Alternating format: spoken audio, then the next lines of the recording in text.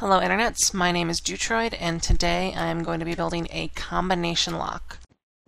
This is the first combination lock that I've built that is free of the two main bugs that I've been having with them, in that you can either not reset it by pushing the same button twice, or also not reset it by pushing one of the buttons that's part of the combination in the wrong order. The core of this combination lock is a latch. This is about as small as you can get a latch while still having it be just one block tall, as this is here. What this does is this essentially flip-flops from one state to another when it's activated. Let's say that this is the input here, and though the torch, I need buttons, but the torch will do fine for this. And let me make sure it stays day. Alright, so this pressure plate will be the input, so when this is input into, it will switch to this state and then not switch back until the reset is hit. So the plan is to have a series of these running this way, and that will make up the core of the lock because each one will allow the next one to be activated. And we'll have some stuff in the front and some stuff in the back to prevent, or to deal with the bugs I mentioned earlier. So let's start with something simple and just build this 3 out. Okay.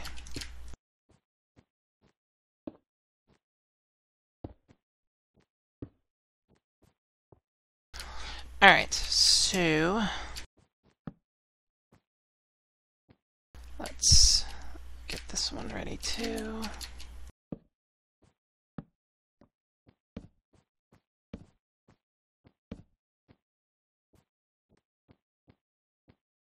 Alright, so right now we have 3 latches in a row that are not connected.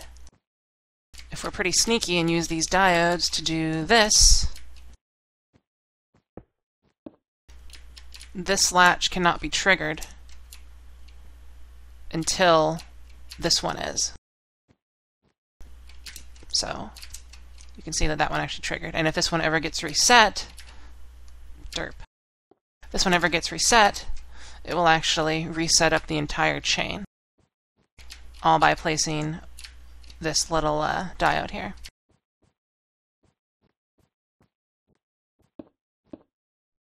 Which I guess means, oh, didn't mean to do that. No worries. Now I'm nervous about breaking the sandstone. So yeah, these can now no longer be reset out of order. If you were to just use this as a straight-up combination lock, let me add some... Actually, no, I'll use plates.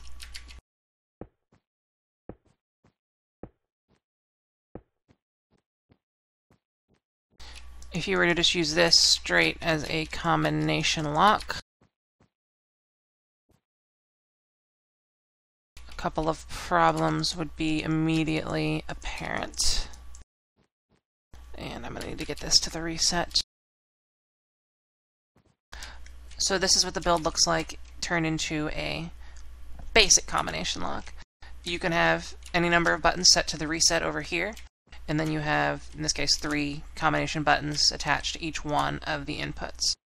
The reason this runs down here like this is because a diode will actually throw power through a block like you see over here, whereas if this was just redstone, that wouldn't occur.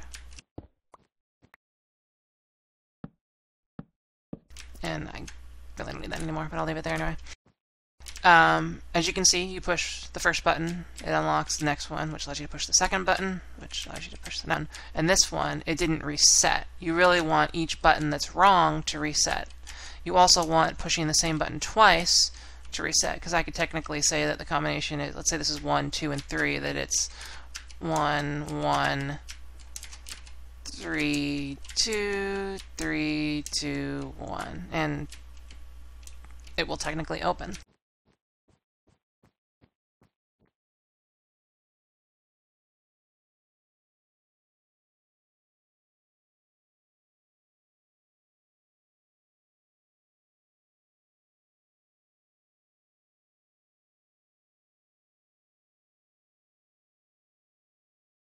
Alright, so in the front of this we are going to build a gate, and gate, I think. We're going to build 3 of them. Derp, that doesn't go there.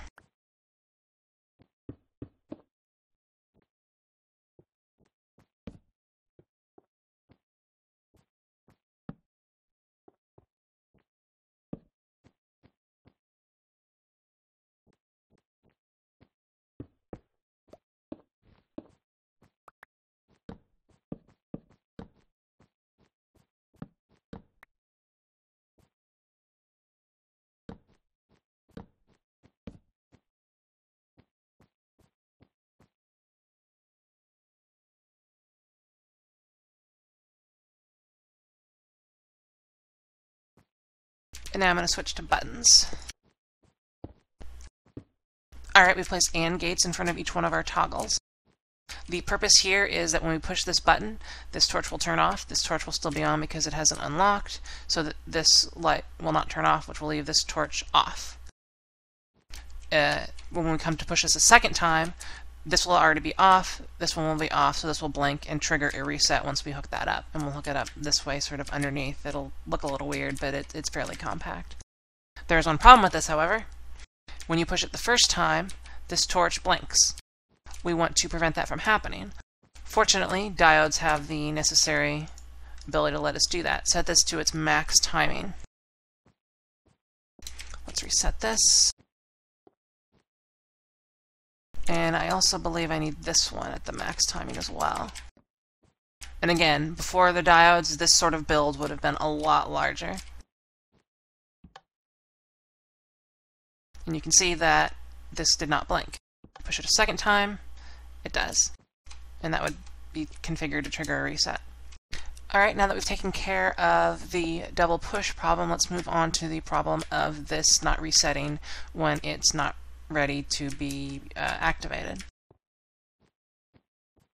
So I've placed holes here in the middle of these latches. I'm going to place a diode here facing out, and this doesn't need to be done for the first one because it's always ready to be unlocked. And I am going to take essentially the current status of the latch here, or this is technically the opposite because these turn off, and we're going to compare it against this will always reflect what the button currently has.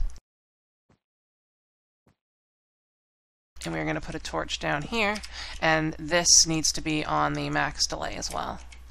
And when, let me see if I can find a way to visualize this. Let's see if I can, that's not going to work.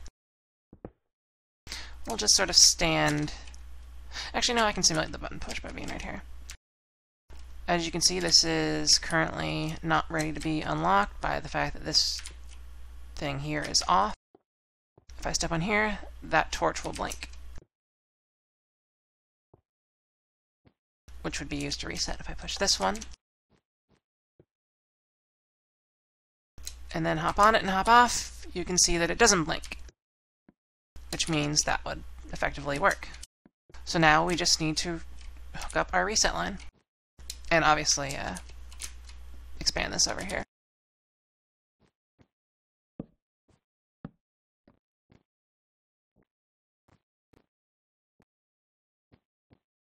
Alright, so to trigger this reset, I'm going to go underneath where this is. So this will go down 1, and there will be redstone there.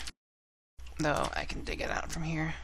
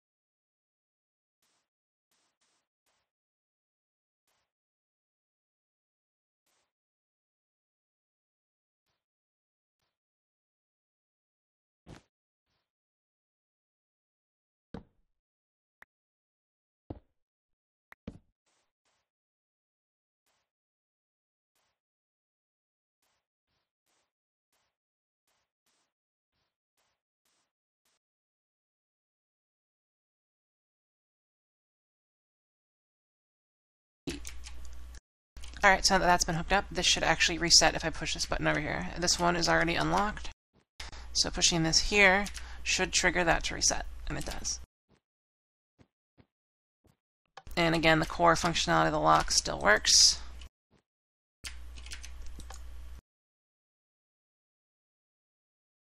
The next step is to hook these AND gates up to the reset line we built in the back. So we're going to go under here, so that means this redstone would cross over the redstone we're placing, so let's put bricks here to block that off.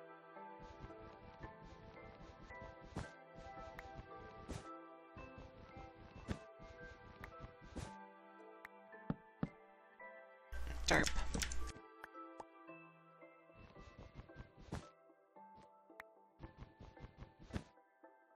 And remember this back here, how you can use powered diodes to sort of throw through another brick? We're going to take advantage of that by placing one here, which means on the other side of this, we can have power. So that there will technically light up. And that means I'm going to need to move this forward one.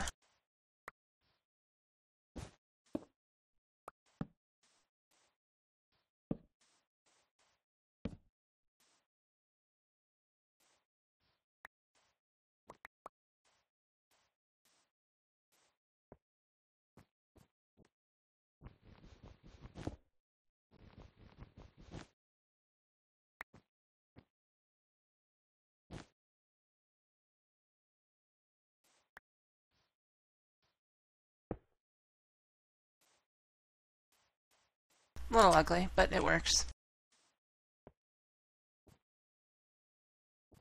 Okay, so now those should be pushing through. I just unlocked that one.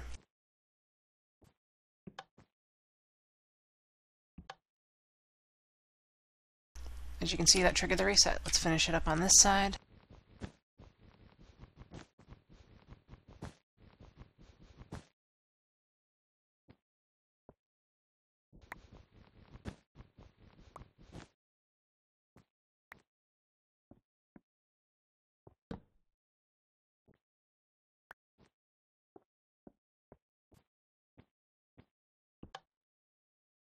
Okay, so let's test all the core functionality. Oh, we'll have to hook this one up. This one gets hooked up a little differently because, I mean, you technically could go down here and plug into this, but you can also patch into this one's line.